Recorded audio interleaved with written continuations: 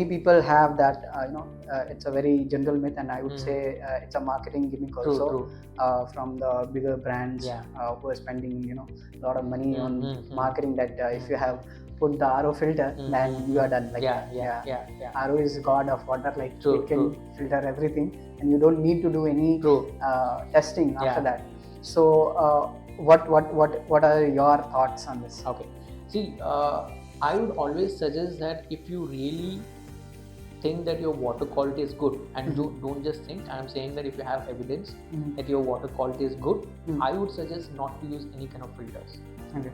Right? Because filters was an invention again by industries, and of course they're helping us filter the water.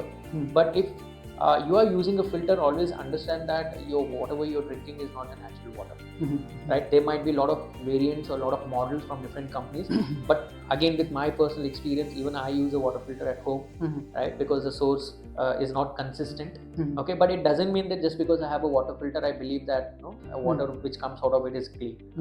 Of course, you have to take care of the maintenance part of it. I'm not talking about that.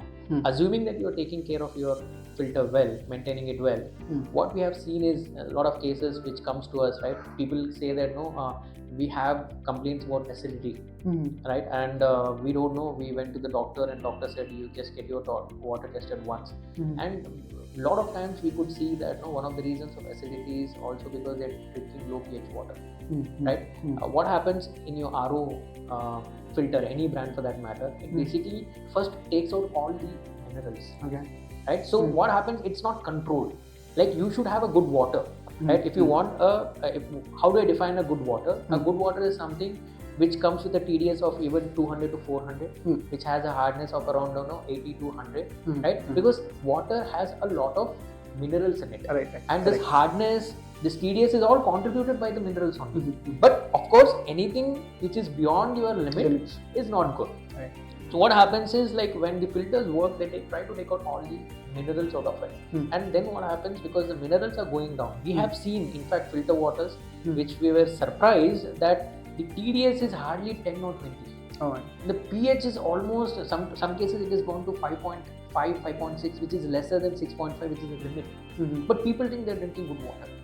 Right? Because that's the perception that we have. Right. What we tell our people is, like, first you identify. You always need to first identify what is the source water. Right. If your source is consistent, right, then if you believe that you need to filter that water, then we usually tell. It's not always that you have to buy a RO filter water. If you don't, if your chemical elements or minerals are balanced, okay, then you need not go for an RO water. You can just go for a UV, right? There are different kinds of water filter, right? Yeah. So UV is responsible for decontaminating. So if there is any microbial contamination in your water, then this UV filter will take care of it.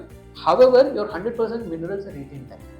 But not many people know this. When they go to the market, they just go and pick the best filter there, and ultimately the guy who is selling them wants to sell the product with the highest MRP value, right? So I believe people should educate themselves. They need to know how the filter works, not fundamentally going too deeper, but do you really need a RO filter? Do you need a RO plus UF filter, UV filter? You should at least have that basic understanding.